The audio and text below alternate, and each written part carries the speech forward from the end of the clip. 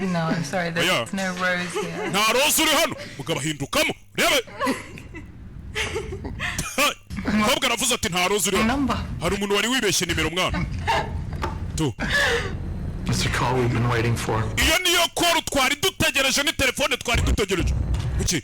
Faya mumutwe nyagasani. Tarasira umuntu munzu y'abandi. What the fuck? Buratsa mwana, buratsa mwana. The fuck up right now, you listen to me. Siba unyumve.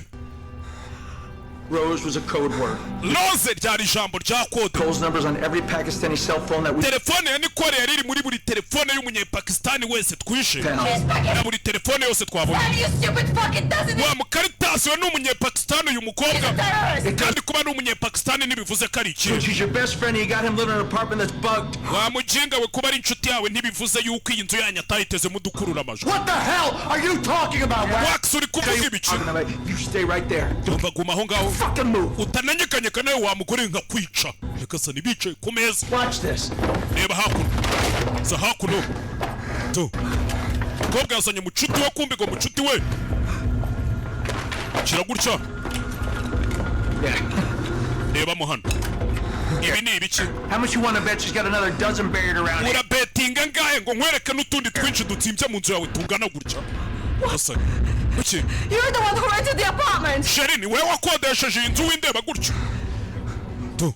Wait. Buretse. Before we started dating, I had her completely checked. Umva mbere yuko nteretana n'uyu mukobwa natumye bamuneka bamushaka amakuru. She's totally clean, why? Uyu mukobwa ni umuziranenge wacu.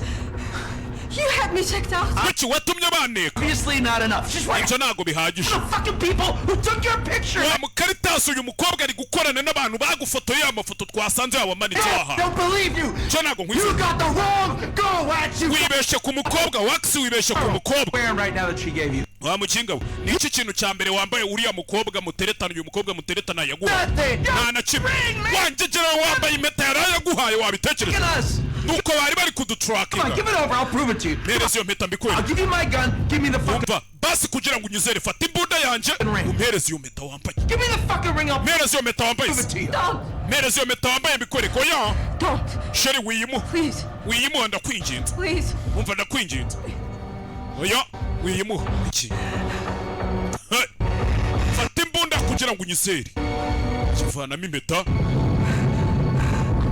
Amuhereza impeta afata imbunda. Leta y'imutunga. Don't you dare point that at me. Wanjegera udatinyuka no kuntunga imbunda. Iyo mbunda yitunga uriya mukobwa ukwiriye kubiyitunga pana njyewe. Gusa ni impeta hakuno. Works.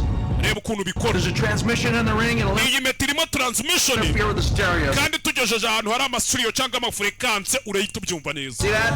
Reba hakuno. Kwegereza impeta kuri radio kuko hano kandi itangira gusamira kujwigira nyagasani. Uyarumiwe. Yamenye ko umukobwa bari kumwe ari maneko w'ikihebe. Umukobwa ni ikihebe kazi cyari kimurimo. Azi ngo barakundana impeta yarayamwaye mubirike ngo niyo papa. Tu. Ntakeza k'abakobwa sinababwiye ngo